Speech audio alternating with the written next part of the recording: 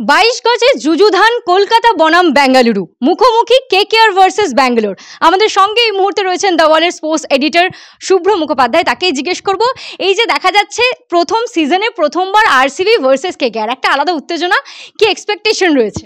দেখো, প্রত্যেকটা ম্যাচের একটা আলাদা আইপিএলের একটা অর্থ ব্যবহার থাকে, কিন্তু পাশাপাশি তারকা সমৃদ্ধ আমরা কিন্তু তারকার পিছনে দৌড়ই।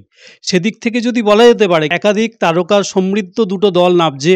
এবং আমি যদি বলি যে বৈরিতার লড়াই, সেখানে কিন্তু বিরাট কোহলি গৌতম গম্ভীরের লড়াই আসবেই।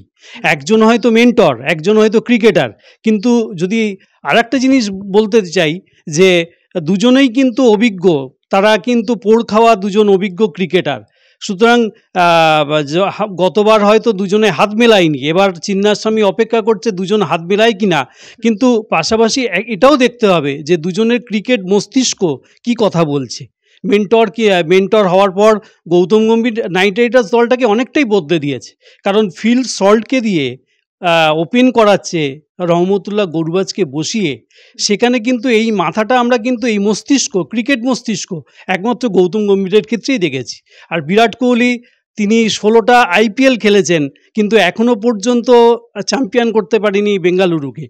সেখান থেকে বলা যেতে পারে কিন্তু এবারে সে অনেক বেশি চার্জড।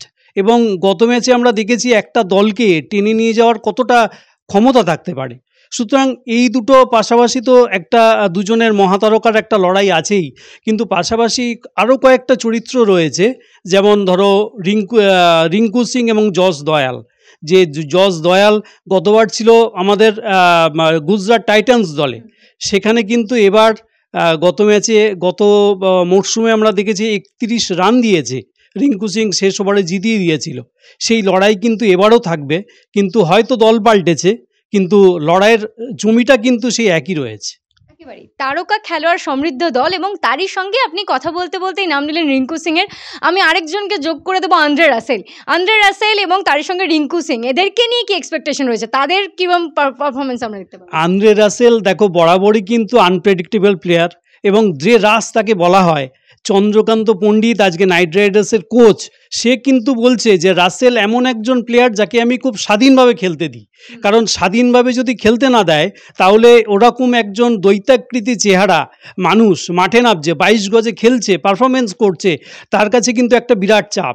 এবং ইডেনে খেলা এবং চিন্নাস্বামী স্টেডিয়াম খেলা একই ব্যাপার। চিন্নাস্বামী স্টেডিয়ামে সে তার একটা সময় দর্শকের ব্যাপার ছিল, দর্শক সমর্থনের ব্যাপার ছিল। এবারও কিন্তু আমি যদি দেখি যে দর্শক সমর্থনের ক্ষেত্রে কিন্তু আন্দ্রে রাসেলকেও তারা সমর্থন করবে, কারণ সে একটা সময় ওই মাঠেও খেলেছে। সেদিক থেকে আন্দ্রে রাসেল কিন্তু এবারও আমাদের কাছে তুরুপের তাস বলা যেতেই পারে।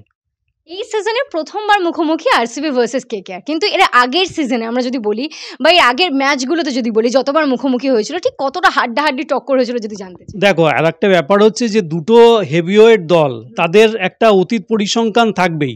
সেখানে যদি 5 ম্যাচের আমরা যদি সাম্প্রতিক হিসাব দেখি, তাহলে কিন্তু আমরা দেখব যে কলকাতা নাইট রাইডার্স জিতেছে 4টে ম্যাচ, একটা ম্যাচ জিতেছে আরসিবি। সুতরাং কিন্তু এই তুল্যমূল্য লড়াইয়ের দিক থেকে আইপিএল এমন একটা খেলা যেখানে 40 ওভারের ম্যাচ, টি20 ক্রিকেটে যে দুটো দল 20 ওভার করে ব্যাটিং করবে, সেখানে কিন্তু তাস কখন বদলে যাবে, ম্যাচের রং কখন বদলাবে, সেটা কেউ জানে না। সুতরাং আমরা, এবং দর্শক সমর্থন, চিন্নাস্বামীর দর্শক আমরা কিন্তু ইডেনকে মনে করায়, সেই একই শব্দ ব্রহ্মকালকে কাজ করবে চিন্নাস্বামীতে। এবং সেদিক থেকে যদি বলা যায়, তাহলে কিন্তু সেই লড়াই আমরা কিন্তু এবারও উপভোগ করব। ধন্যবাদ আপনাকে শুভ্রদা। এবং তারই সঙ্গে প্রথমবার কেকেআর আরসিবি মুখোমুখি, কেকেআরের আগের ম্যাচগুলিতে জিতেছে, এবং তারই সঙ্গে আরসিবি একটিতে হারের সম্মুখীন হয়েছে, এটাতে জয়লাভ করেছে। এবং এই ম্যাচে ঠিক কেকেআর আরসিবির ম্যাচ কতটা জমজমাট হয় সেদিকে আমাদের নজর, এবং অবশেষে কে জয়লাভ করে সেটা জানতে চোখ রাখতে হবে দ্য ওয়ালে, কারণ খবর এখন এখানেই।